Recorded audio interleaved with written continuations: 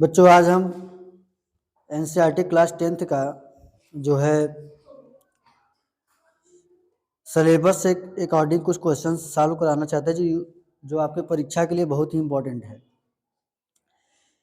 तो अभी जो एक्सरसाइज है आपका सिलेबस में प्रश्नावली 1.1 से प्रश्नावली 1. नई जो नया सिलेबस है उसमें से आपका ये 1.1 में कुछ क्वेश्चंस हैं, जैसे एलसीएम एचसीएफ से संबंधित।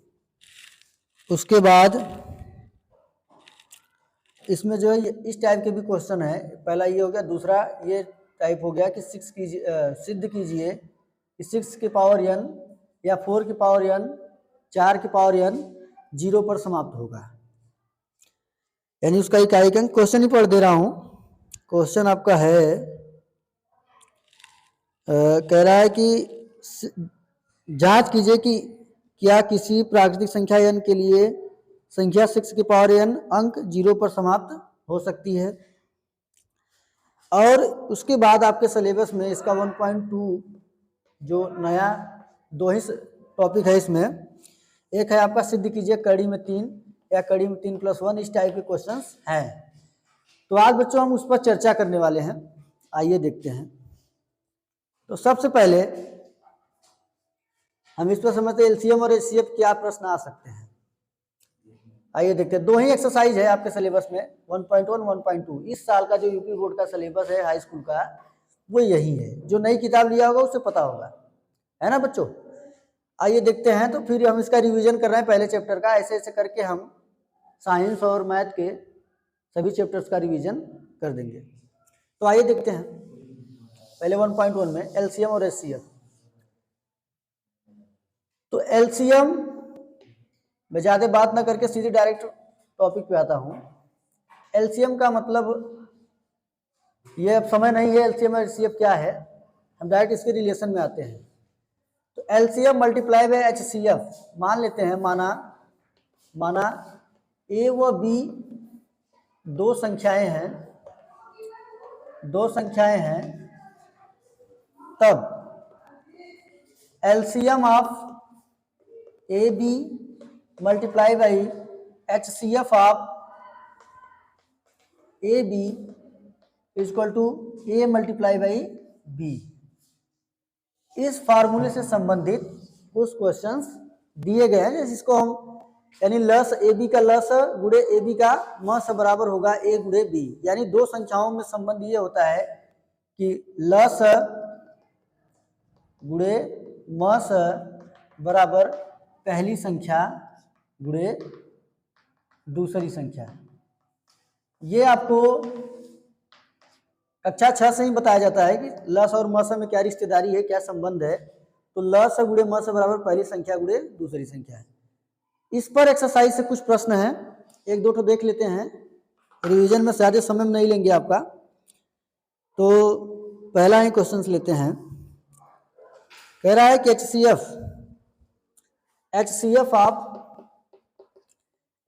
आप दिया है 306 माफ करना 306 का मान 657 बराबर 9। और एलसीएम दे रखा है, एलसीएम ऑफ 306 657 का दे रखा है आपका, ज्ञात करने के लिए कहा है। ये ज्ञात करना है आपका। तो आइए देखते हैं। तो जैसे सूत्र हमें पता है कि लस गुणे मस बराबर पहली संख्या गुणे दूसरी संख्या है। तो मस दे रखा है, दो संख्याएं दे रखा है, परंतु इसका लस पूछा है, तो इस रिलेशन से हम ज्ञात कर सकते हैं। हम लिखेंगे क्या यहां से, एलसीएम ऑफ 6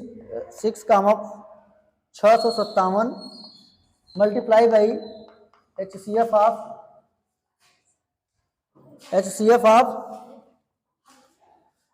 306 657 बराबर पहली संख्या गुणे दूसरी संख्या। पहली संख्या क्या है 306 गुणित दूसरी संख्या 657 है ना। तो आइए देखते हैं, एलसीएम ज्ञात करना है, हमें ये चीज ज्ञात करनी है और ये चीज दे रखा है कितना, ये दिया है 9। तो LCM of 306657 multiply by 9 equal to 306 गुणित 657। तो एलसीएम ऑफ 306657 इक्वल टू होगा 306 गुणित 657 बटे में 9, है ना। तो 9 जो है हम इसको सरल कर लेते हैं, तो ये होगा 9 सत्ते 63, यहाँ पर बचा 2 27, 9 त्रिक 27, 73 आएगा। तो 306 गुणित 73, है ना। तो यहां से 306 गुणित 73, 3 6 18, 8 हासिल लगा 1, इधर हम देख लेते हैं, इधर दिखाई नहीं दे रहा होगा शायद। 306 गुणित 73, 3 6 18, 8 हासिल लगाए 3 0 0 1 होगा, जोड़ेंगे तो 3 त्रिका 9 और 7 6 42, 2 हासिल लगा 4, 7 0 0 4, 7 त्रिक 21। इसको जोड़ेंगे तो आपका आएगा 8 2 1 3 9 4 13 1 1 2 2। तो आपका आ गया ये एलसीएम 22,338। ऐसे बहुत सारे क्वेश्चंस पूछे गए हैं आपके एक्सरसाइज में, तो मोस्टली एलसीएम और एचसीएफ के रिलेशन में ही है। तो ऐसे सवालों को आप ऐसे ही लगा लीजिएगा। बाकी अलग से ल से म से एल्गोरिदम आप लिख ही लोगे, भाग विधि से म से निकाल के, है ना। तो रिवीजन करें, इसलिए मैं जल्दी जल्दी ये काम करना है। इस टाइप के क्वेश्चंस आएंगे तो आप ऐसे ही इसको सॉल्व कर लीजिएगा। इस एक्सरसाइज में मोस्टली ऐसे ही क्वेश्चंस दिए गए हैं। एक और अलग टाइप का क्वेश्चन है 1.1 की हम बात करें, जो नए बुक की है।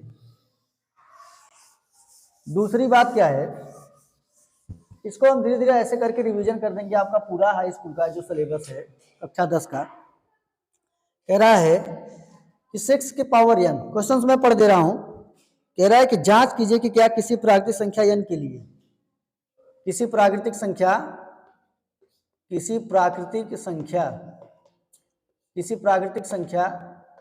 n के लिए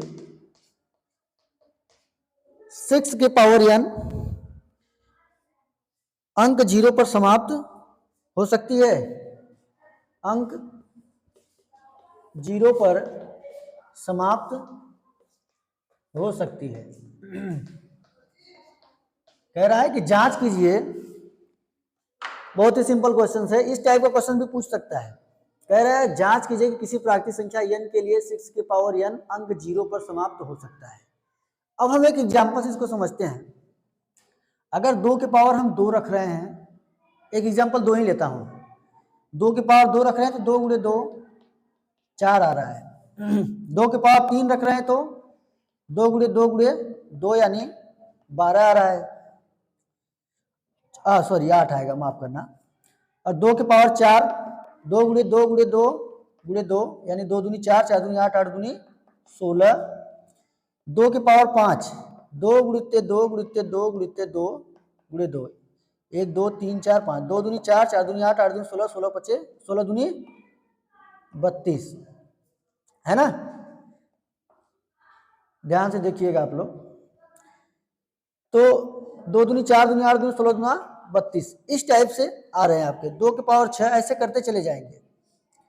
अब हम ध्यान देते हैं आगे, ऐसे ऐसे करते करते और आगे हम जाते हैं। जैसे कि यहाँ पे 6 की पावर n है, हम इसी को ले लेते हैं। 6 की पावर n है, 6 की पावर यदि 1 होगा, इसमें क्या पूछा पहले एक बार देखना पड़ेगा। कह रहा है कि सिद्ध कीजिए कि जांच कीजिए कि क्या किसी प्राकृतिक संख्या n के लिए संख्या 6 की पावर n अंक n के लिए ना 0 पर समाप्त हो सकती है ना। तो इसका मतलब हमें यही समझ लेना चाहिए था, फालतू में ये सब चीजें कर रहे थे हम। n 0 पर तभी समाप्त हो सकता है जब ये 5 का गुणज होगा। आप ध्यान दीजिए, किसी भी संख्या में 5 का गुणा करेंगे, देखिए जैसे 5 10 है ना, 5 6 है ना, माफ करना 5 गुणे 4, यानी हम देख रहे हैं कि जिस भी संख्या में जीरो है, जिस भी संख्या में जो भी संख्या जीरो पर समाप्त हो रही है उसमें 5 अवश्य है। कोई भी संख्या आप ले लीजिए, जैसे हम 30 ले रहे हैं, है ना, तो 2 गुणित 2, इसका गुणनखंड करके देख लीजिए आप, 30, 2 एकम 2, 2 पंजे 10, फिर यहाँ से 3 से कटेगा, 3 पंजे 15, देख रहे हैं कि इसमें 5 आ रहा है, 2 गुणित 3 गुणित 5, यानी कोई भी संख्या जीरो पर तभी समाप्त हो सकती है जब उसके घात पे 5 का गुणज होना आवश्यक है। जब वो 5 का गुणज होगा तभी। तो यही कहानी समझ में आ गई कि जब 6 का गुणनखंड करेंगे तो 6 का गुणनखंड होगा 6 की पावर n इक्वल टू 2 गुणित 3 की पावर n और 2 की पावर n गुणित 3 की पावर n, यानी 1 है, 1n यहाँ पर भी, यहाँ पर 5 हमें नहीं मिला है, तो हम कह सकते हैं चूंकि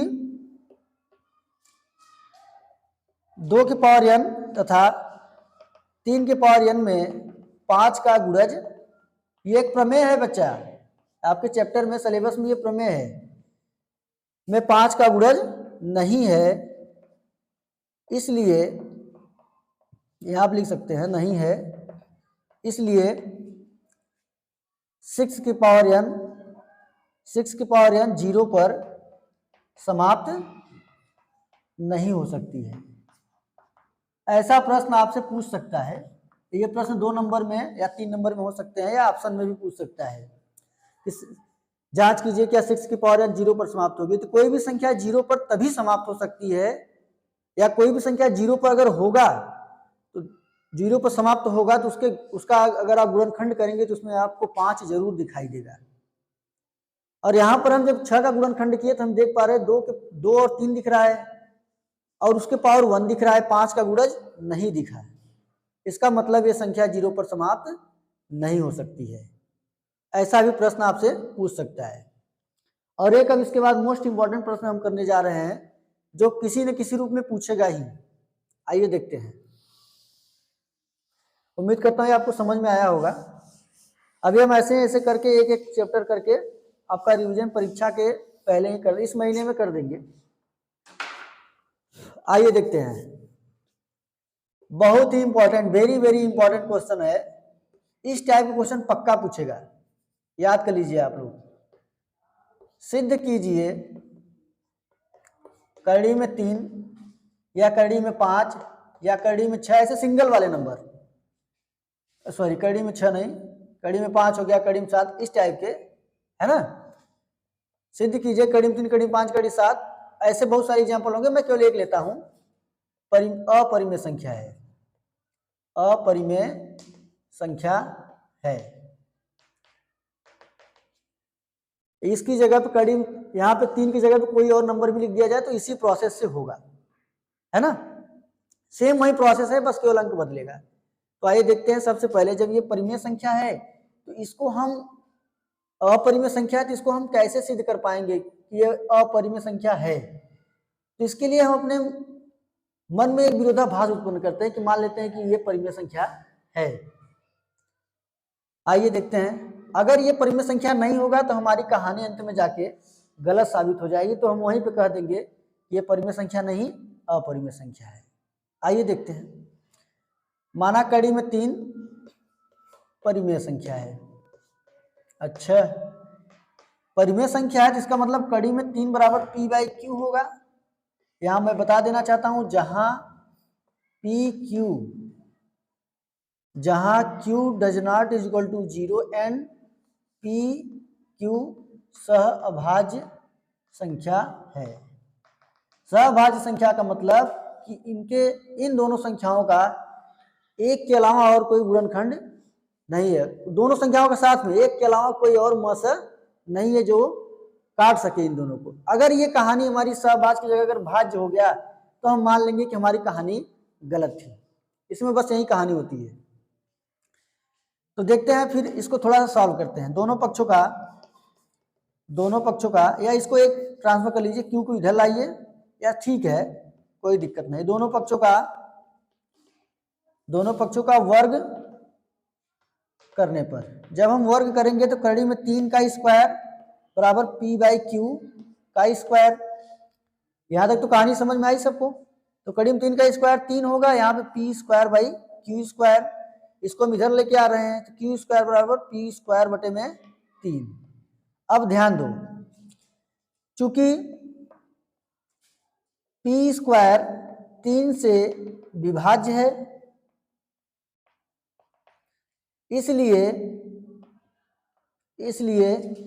अब ये ध्यान रखना है इस बात को, जिस संख्या का वर्ग किसी संख्या से कट रहा है तो संख्या स्वयं भी उससे विभाजित होगी। इसका भी एक प्रमेय है आपके किताब में। जैसे कि अगर 5 स्क्वायर का वर्ग यदि 5 से कट रहा है तो अकेला 5 भी 5 से अवश्य कटेगा, है ना। और एग्जाम्पल ले रहे हैं, जैसे कि मान लो 18 का वर्ग यदि 3 से कट रहा है तो 18 3 से अवश्य कटेगा, है ना। इस बात को समझ लीजिए, जिस संख्या का वर्ग यदि किसी संख्या से कट रहा है तो संख्या स्वयं भी उस संख्या से विभाजित अवश्य होगी।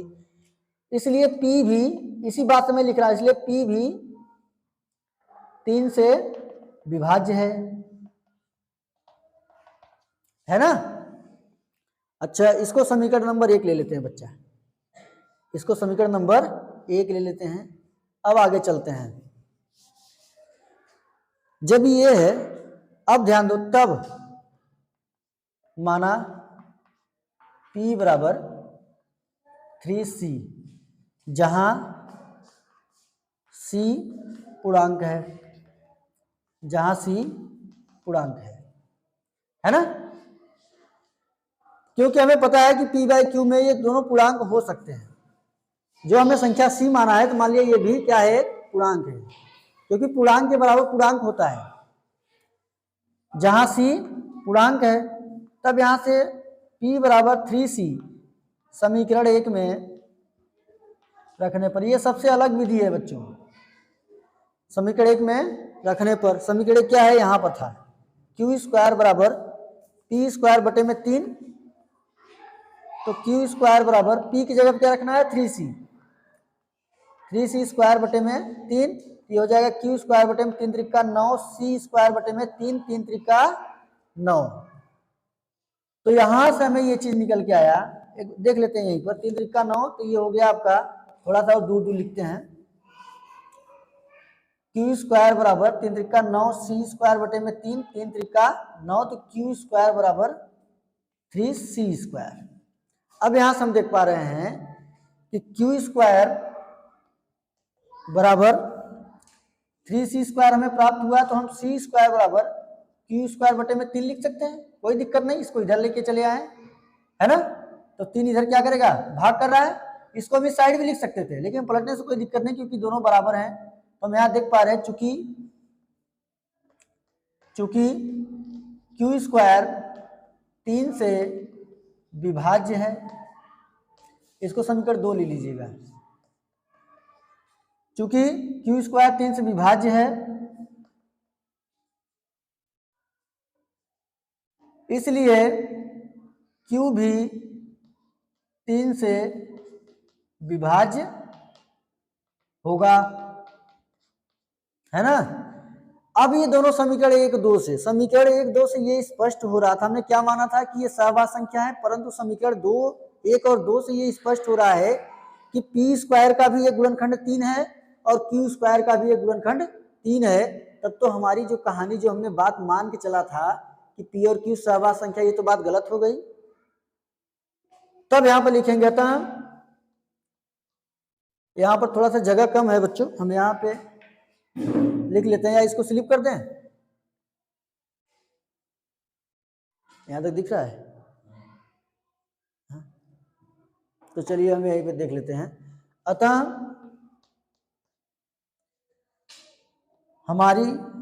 P और Q के गुणनखंड के रूप में 3 प्राप्त हो रहा है,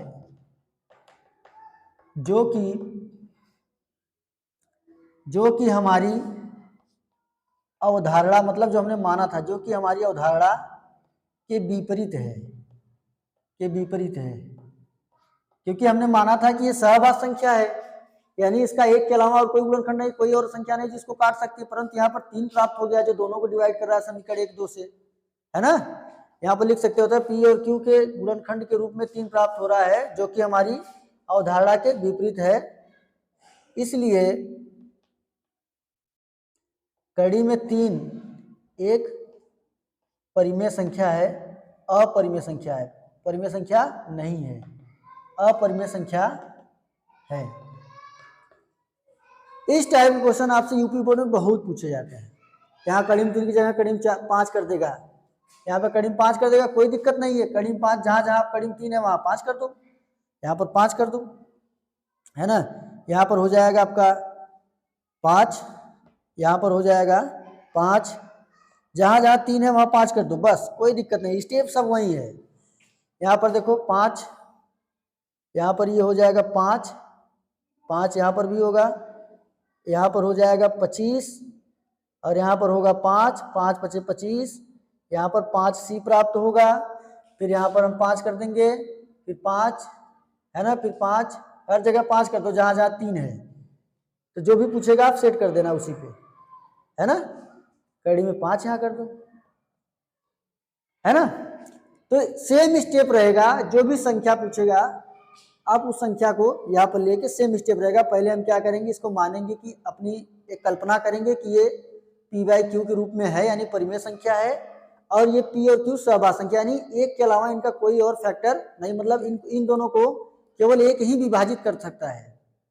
सहभाज्य संख्या उससे कहते हैं जिसका मस एक हो, ऐसी दो संख्या जिनका मस एक हो सहभाज्य संख्या कहलाती है। तो यहाँ पर फिर हमने लिया, फिर दोनों पक्षों का वर्ग किया, फिर हमें यहाँ देख पा रहे हैं हम कि पी स्क्वायर 5 से विभाज्य है, यानी पी स्क्वायर जब 5 से विभाज्य है तो पी भी 5 से विभाज्य होगा, है ना।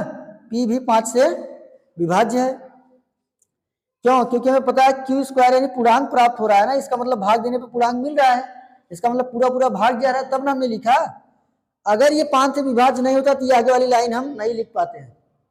बात को समझ लीजिए, पी स्क्वायर 5 से विभाज्य है, इसलिए पी भी 5 से विभाज्य। फिर हमने क्यू स्क्वायर बराबर 5 सी स्क्वायर, यहाँ पर पी बराबर 5 सी ले लिया, है ना।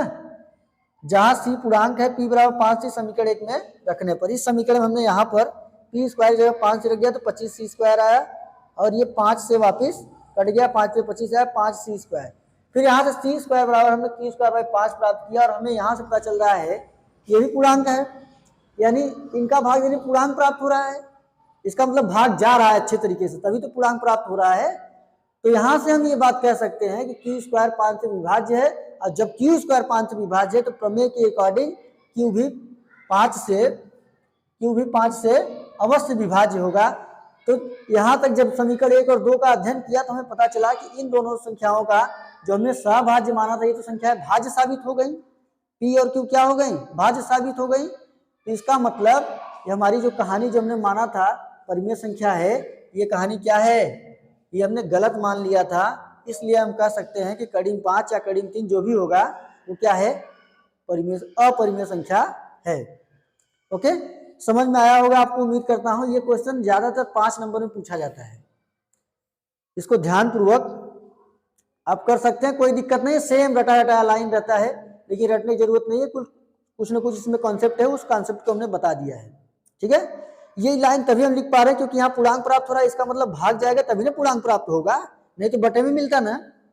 तो इसलिए हम यहाँ से कह सकते हैं पी स्क्वायर 5 से विभाज्य, इसलिए पी भी 5 से विभाज्य है। सेम कहानी यहाँ पर, फिर यहाँ से हमने देखा और समझ में आया समीकरण 1 और 2 से ये स्पष्ट हो गया कि दोनों का एक संख्या 5 ऐसी प्राप्त हो रही है जो पी और क्यू में भाग जा रहा है। इसलिए हम ये कह सकते हैं ये सहभाज्य संख्या नहीं भाज्य संख्या, यानी हमारी जो कहानी थी वो गलत थी। इसका मतलब कड़ी में 5 अपरिमेय संख्या है, ठीक है। एक और एग्जांपल लेते हैं, ऐसा करके यहाँ कुछ भी नंबर रख दे, कड़ी में 7, कड़ी में 11, कड़ी में कुछ भी रख दे, सबका हम ऐसे कर सकते हैं आराम से। अब दो संख्याओं वाला कभी प्राप्त हो जाए हमें, जैसे देखिए एक एग्जांपल और देखिए,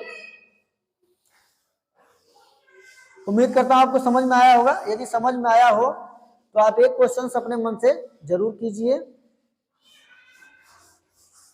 आप लोगों का डिमांड था कि सर कक्षा 10 का जो है रिवीजन करा दीजिए, तो हम कोशिश कर रहे हैं।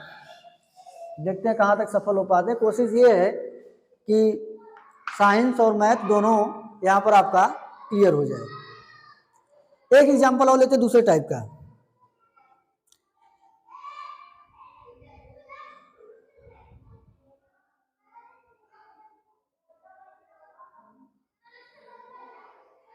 हाँ, इसमें दिया है 1.2 में 3 प्लस 2 कड़ी में 5, ये दिया है। कह रहा है सिद्ध कीजिए